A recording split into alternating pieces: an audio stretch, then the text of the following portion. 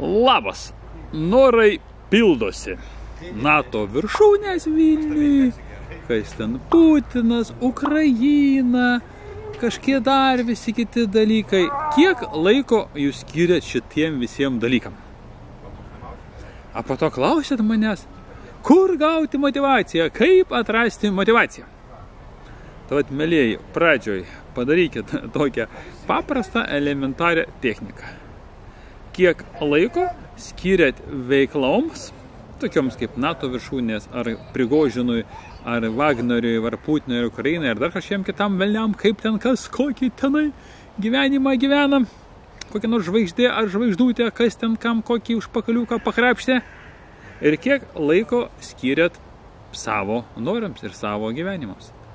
Kai jūs žiūrit svetimus gyvenimus, svetimus dalykus, taip jau yra padaryta, kad pavyzdžiui, beveik visos žinios yra neigiamai daromos, nes kiek kartų buvo pasaulyje bandyta gerų žinių televizijas daryti, tokias pozityvius kurti dalykus, kažkodėl tai tie dalykai neprigyja, nes jie jum neduoda reikalingo kiekio emocijų.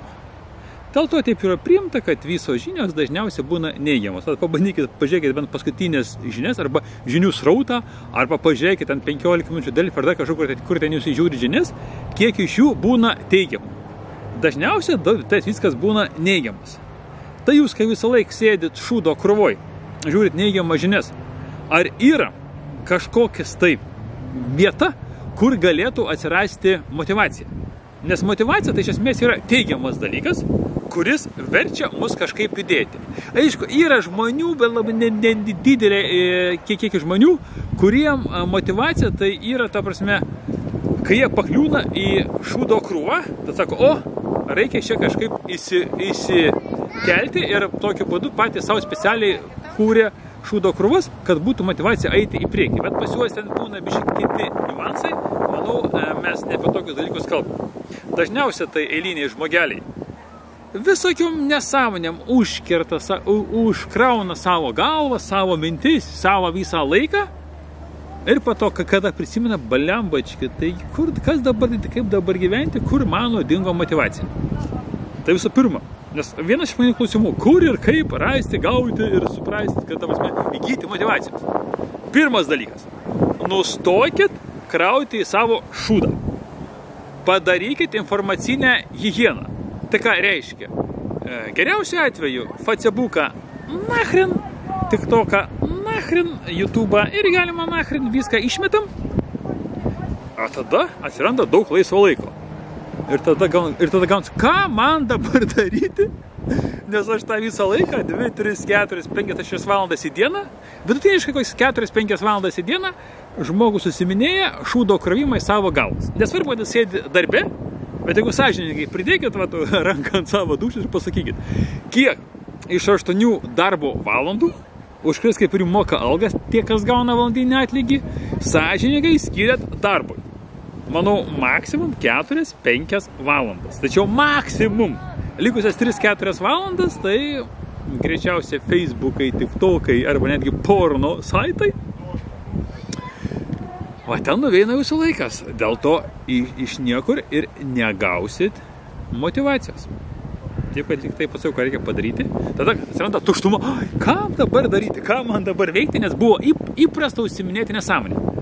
Tai tuo laiku pradžiai bus sunku, bus lomkės, kaip aš čia gyvensiu, nieko nežinodamas. Tai kaip jūs gyvensit nieko nežinodamas, ir aš įrašinėjau video ne per daug seniai iš ten kanale, tai bent jau aprašymuose bus nuoroda, gal čia kas nors iškirs kokią nors nuorodą į tą video, kaip čia daryti, iš kur aš gausiu informacijos, jeigu aš nieko nesiku, kaip aš sužinosiu, kada pasaulis griūna, sugrius tokias nors tokio pasaulyje atsitiks, yra atskiras dalykas.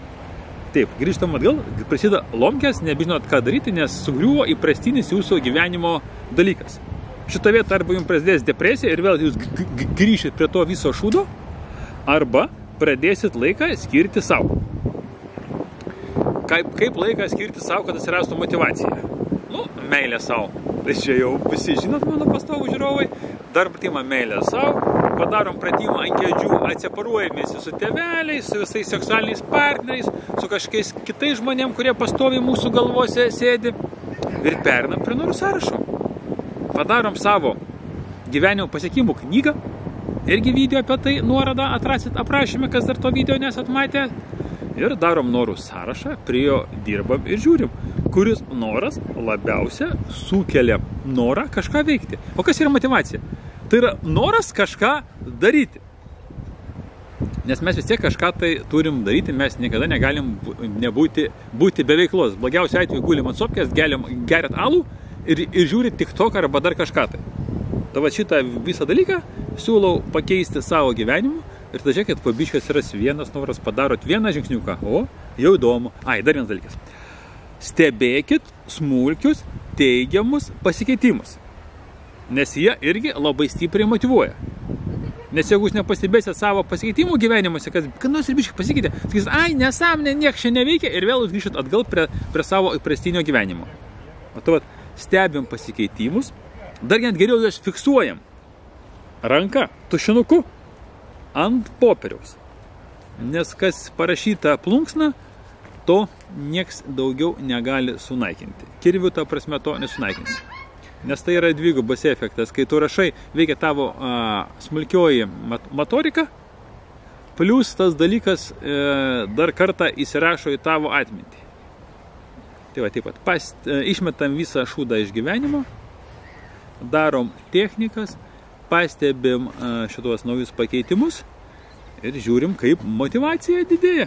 Ir rašom komentarus, kas ir kokius patyrė potyrius, kai atsisakė nuolatinio srauto, surišto su šitais natais, su Ukrainos vėliavam, su Rusijam, Putinais, nežinau, ten su Vokietijam, Baidenais, galų varomais, LGBT-šnikais ir visais kitais ir susikoncentruojate savo gyvenimą.